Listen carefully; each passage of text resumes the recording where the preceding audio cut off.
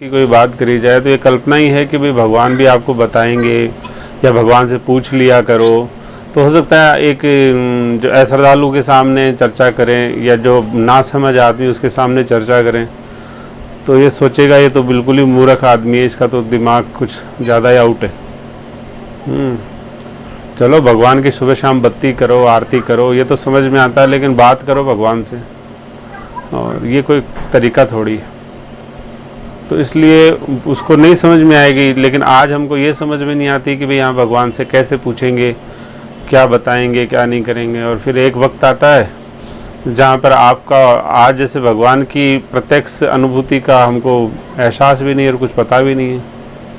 लेकिन एक वक्त ऐसा आता है कि हमारी स्थिति का पता नहीं रहता, फिर सिर्फ ईश्वर की स्थिति का ही पता रहता है। हर चीज़ में, खाने में, पीने में, सोने में, जागने में, आने में, जाने में, आचार में, व्यवहार में, तो फिर वो स्थिति आ जाती तो स्वाभाविक हो जाती, स्वतः हो जाती।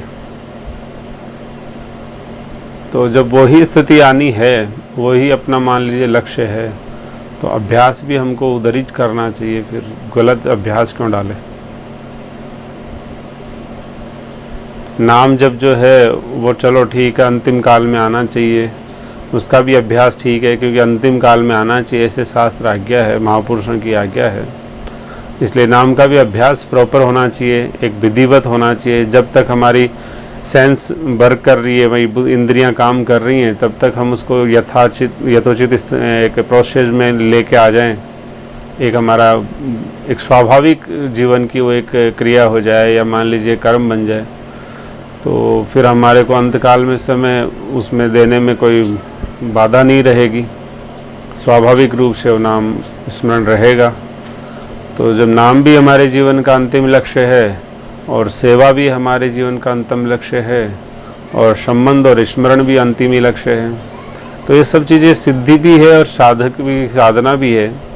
तो यदि ये साधना एक सकारात्मक दिशा में हो और एक समझ के साथ हो, तो साधक को लगता है कि अब तो सिद्धि मिल सकती है, एक विश्वास जग जाता है उसके जीवन में, और कन्फ्यूजन तो कम से कम कभी आता ही नहीं है। लेकिन साधक होता है, इसलिए उसके जीवन में कभी ये नहीं आता कि मैं सिद्ध हो गया हूँ। तो उस दैन्यता के भाव की वजह से उसको कभी ये लगता नहीं कि मैं सिद्ध हूँ, लेकिन उसके जीवन का स्वाभाविक परिणाम जो है वो समाज को प्रकाशित करने के लिए पर्याप्त होता है। इसलिए हमको सही दिशा में ही कदम उठाना चाहिए और सही दिशा में ही साधना को प्रथम दिन से देना चाहिए। तो ये सब चीज़ें अच्छी है और ये धीरे धीरे ज़्यादा अनुभव में आने लगेगी। लेकिन नाम जप का जो सही प्रोसेस है, जो बताया है, उसको ध्यान रखना चाहिए। क्योंकि दूसरा अभ्यास हमने इसमें ये जोड़ दिया कि भगवान से चर्चा कर रहे हैं, बात कर रहे हैं, तो वो सेकेंडरी अभ्यास है। तो पहले नाम जप का पूरा अपने को अच्छा विधिवत चलना ही चाहिए। धीरे धीरे वो उसी के अंदर एडजस्ट हो जाएगा और वो अपना चलेगा। जैसे मान लीजिए कहीं सामूहिक संकीर्तन हो रहा है और आप किसी से चर्चा करते हैं, तो संकीर्तन भी सुनाई दे रहा होता है और सामने वाले की बात भी सुनाई दे रही होती है। तो इसी तरह से एक दिन वो श्री नाम महाराज की कृपा से दोनों चीज़ें साथ चल जाएंगी। लेकिन पहले ऐसा नहीं कि हम तो अब इसको थोड़ा मंद कर दें और उसको शुरू कर लें, ऐसा नहीं है। वो श्री नाम महाराज की कृपा से ही वो चीज़ मिल रही है, तो उनको यथोचित स्वरूप में ही अपने को जपना चाहिए और संकीर्तन करना चाहिए। धीरे धीरे उनकी कृपा से वो भी विज्ञान आ जाएगा कि हम उसके साथ साथ कैसे ठाकुर जी से बातें करते हैं।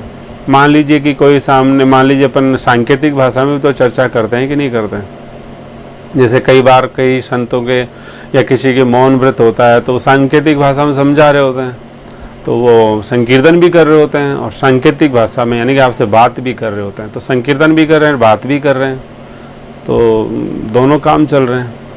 और संकीर्तन उनका विधिवत चल रहा है, ऐसा नहीं कि मन में ही चल रहा है। तो इसलिए नाम जप के साथ में प्रोसेस में कहीं त्रुटि नहीं होनी चाहिए। एक यथाउचित इस जो सिस्टम है वैसे के वैसे उसको फॉलो करना चाहिए प्रॉपर, और लंबे समय तक करना चाहिए। ये सही तरीका रहेगा, नहीं तो फिर हो सकता है कहीं त्रुटि होने के चांस हो। राधे राधे